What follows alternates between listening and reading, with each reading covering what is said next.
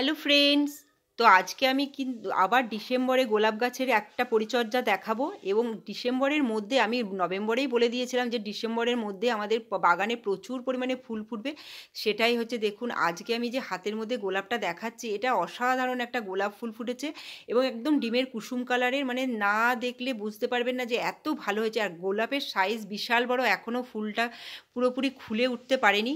যখন ফুলটা ফুটবে ফুটবে যে কতটা ভালো লাগবে এবং কতটা বড় হবে সেটাই আমি চিন্তা করছি। দেখুন গাছটা কিন্তু খুব বেশি বড় নয়, গাছটা একটু ছোটই। সেই ছোট গাছের মধ্যে এত বড় একটা গোলাপ। তার সাথে দেখুন অন্য যে দেশি গোলাপের যে আমার গাছগুলো আছে, সেই দেশি গোলাপগুলো এমনিতেই ফুটছে এবং তাদেরও আমি পরিচর্যা করেছি, কিন্তু এগুলো টবের মধ্যে আছে। আর যেগুলো মাটির মধ্যে আছে সেইগুলো মানে না দেখলে বিশ্বাস করা যায় না যে এত গ্রোথ হয়েছে আমার গাছে।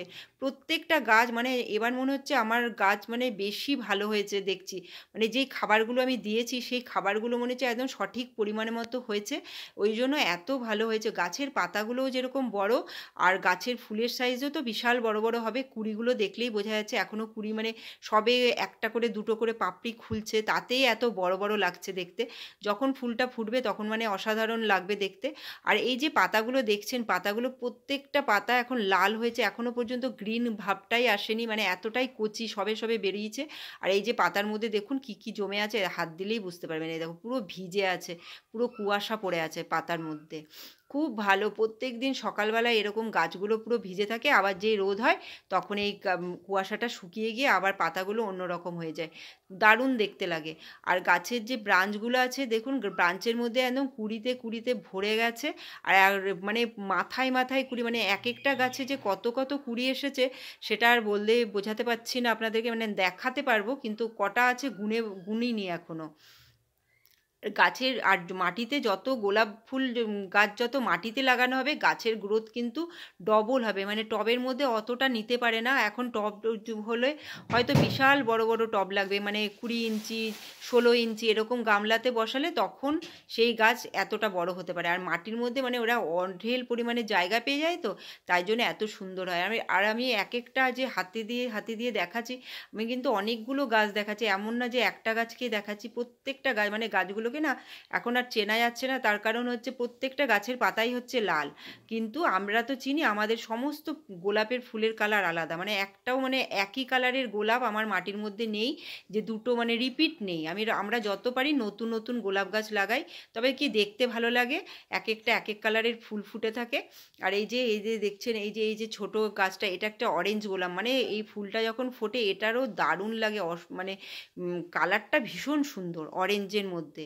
আর এই একটা ছোট গোলাপ এনেছিলাম, এটা 1 বছরও বয়স হয়নি, কিন্তু 1 বছর না বয়স হলেও গাছটা খুব সুন্দর গ্রোথ নিয়েছে, পুরো ঝাঁকড়া হয়েছে। এবার সবে একটা দুটো করে কুঁড়ি আসছে, আশা করছি মানে কিছুদিনের মধ্যে অনেক কুঁড়ি চলে আসবে। আর এর কালারটা হচ্ছে গোলাপি। খুব সুন্দর সুন্দর গোলাপ বাগান, মানে মাটিতে গোলাপ বাগান দেখতেই কিন্তু দারুণ লাগে, ভীষণ ভালো। কারণ আমাদের যখন মাটিতে এত জায়গা, তাই আমাদের ছাদে করার কোনো প্রয়োজন হয় না। তো ছাদে যখন করতে হবে বাগান, তখন অবশ্য করেই টবে লাগাতে হবে, কিছু করার নেই। তো আমি এখন যে ডিসেম্বর মাসে একটা পরিচর্যা দেখাচ্ছি সেটা দেখিনি। আর নভেম্বরে কি পরিচর্যা করেছিলাম সেটা আপনারা কিন্তু আমার চ্যানেলে পেয়ে যাবেন। এখন আমি আর ডবল করে কিছু বলছি না, তবে ভিডিও অনেকটা বড় হয়ে যাবে। তা আমি ডিসেম্বরে দেখুন প্রথমে কি করছি, মাটিটা খুঁড়ে নিচ্ছি। এই যে নভেম্বরে আমরা যে সারটা দিয়েছিলাম, তাতে কি হয়, একটু একটু ঘাস পাতা ওঠে, তখন বারবার তো আর মাটি খোঁড়া যায় না। বেশি কিন্তু গোলাপ গাছের মাটি খুঁড়তে নেই, প্রচুর ছোট ছোট রুট থাকে, সেই রুটগুলো কি হয় ছিঁড়ে যাবে। তাই জন্য যখন তখন মাটি খুঁড়লে কিন্তু চলবে না। আর মাটিটা দেখতে পাচ্ছেন তো কতটা মানে শুকনো। আমরা কিন্তু রোজ জলও দিই না মাটিতে, যেহেতু গোলাপ গাছ আছে রোজ জল দেওয়ারও দরকার হয় না। আমরা বুঝে বুঝে জল দিই, কখন জল দিতে হবে না দিতে হবে সেটা বুঝে। তো আমি মাটিটা যে খুঁড়ছি, কতটা পরিমাণ শুকনো মাটিটা দেখুন রয়েছে। তো সেই মাটিটাকে খুঁড়ে নিচ্ছি, আর যতগুলো ঘাস পাতা আছে যা উঠেছে সেগুলোকে একটু সাথে সাথে পরিষ্কার করে নিচ্ছি। এক সাথে আমার দুটো কাজই হয়ে যাবে। তো প্রত্যেকটা গাছের মাটিটা আগে খুঁড়ে নিই, তারপরে আমি যেটা দেবার সেটা দেব।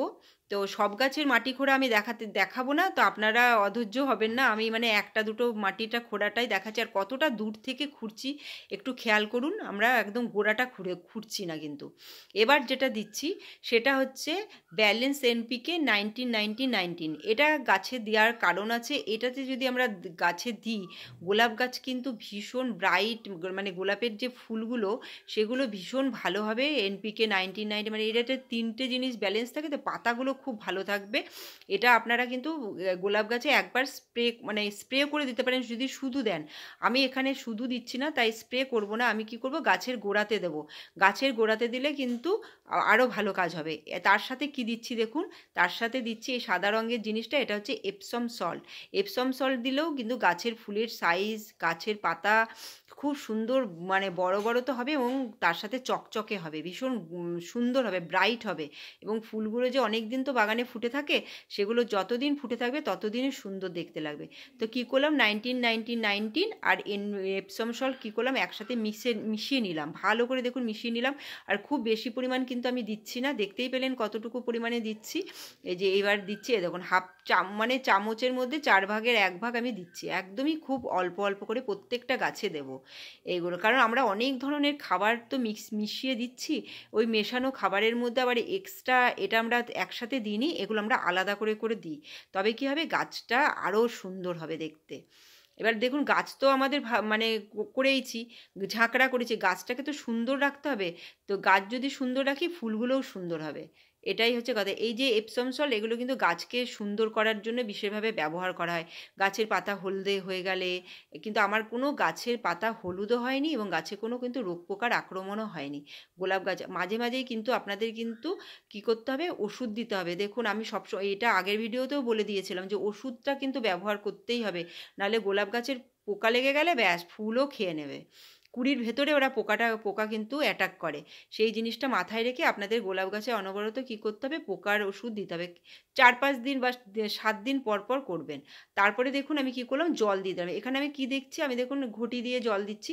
কিন্তু আমরা সবসময় যখনই যেদিনই জল দিই, আমরা পাইপ দিয়ে পুরো একদম, যে আমরা সুন্দর করে গর্ত করে করে গোলাপ গাছ করেছি, সেই সাইডগুলোতে একদম গর্ত ভরে ভরে জল দিই। তাই জন্য আমাদের গোলাপ গাছ এত সুন্দর হয়েছে এবং এত এত ব্রাঞ্চ। প্রচুর পরিমাণে গোলাপ গাছে জলের দরকার হয়। একদিন দিয়ে আপনি 2-3 দিন না দিলেও হবে, যাতে গাছের মানে মাটিটা ক্যাতক্যাতে না হয়ে থাকে সব সময়, তবে ফুল কম আসবে। মাটি শুকাবে, আবার জল দিতে হবে। তো আজকে আমার মাটি পুরো শুকিয়ে গেছে, আজকে আমরা কিন্তু প্রচুর পরিমাণে জল দেব। সাথে আমরা যে খাবারটা দিলাম সেই খাবারটা দিলাম। আর আরেকটা যে ইম্পর্টেন্ট জিনিস খেয়াল রাখতে হবে, তবে গোলাপ গাছ খুব সুস্থ থাকবে, সেটা হচ্ছে এই এলা ডালটা। এটা আমি কিন্তু একটা শর্ট ভিডিওতে বলে দিয়েছিলাম, তার সত্ত্বেও আরেকটা গাছেও দেখছি নতুন করে বেরিয়েছে ছোট্ট, এটা একটা জংলি ডাল। মানে এটাতে কিন্তু কোনো ফুল হবে না, তাই এটা অবশ্য করে তুলে ফেলে দেবেন। এটাতে মানে ভীষণ তাড়াতাড়ি গ্রোথ নিয়ে মেন গাছটাকে নষ্ট করে দেয়। এর পাতাগুলো 7টা করে পাতা থাকে, তাই এই জিনিসটা গোড়ার নিচটাতে সবসময় খেয়াল রাখবেন, দেখবেন আপনার গাছ খুব সুস্থ থাকবে। আমাদের কোনো গাছে কিন্তু আর কোনো এলা নেই, যেটা যেটা হয়েছিল আমি দেখিয়ে ফেলে দিয়েছি। তা আপনারা এইভাবে গোলাপ গাছের পরিচর্যা করবেন, দেখবেন গোলাপ গাছ খুব ভালো থাকবে। আর আমার ব্রাঞ্চগুলো দেখুন, কত কত ব্রাঞ্চ এক একটা ডাল থেকে মানে গাছ থেকে বেরিয়েছে, অনেক অনেক ব্রাঞ্চ বেরোচ্ছে। আর নতুন করে যত খাবার দিচ্ছি, দেখছি নতুন নতুন করে আরও ব্রাঞ্চ বেরোচ্ছে। যদি আপনাদের ভিডিওটা ভালো লাগে, লাইক শেয়ার সাবস্ক্রাইব করবেন, কমেন্ট করবেন। তো আপনাদের কিছু মানে জানানোর থাকলে আমাকে জানাবেন। আমি কিন্তু আপনাদের উপদেশগুলোও কিন্তু অনেকটা নিচ্ছি, এমন না যে আমি সব জানি। আপনাদেরগুলো আমি অনেক কিছু জানার বাকি আছে। আপনারা যারা জানেন আমাকে প্লিজ কমেন্ট করে একটু জানাবেন যে এটা করলে হয়তো গোলাপ গাছ আরও ভালো হবে, সেই পরিচর্যাগুলো আমাকে একটু জানিয়ে দেবেন। তো আশা করি আপনাদের ভিডিওটা ভালো লেগেছে। আর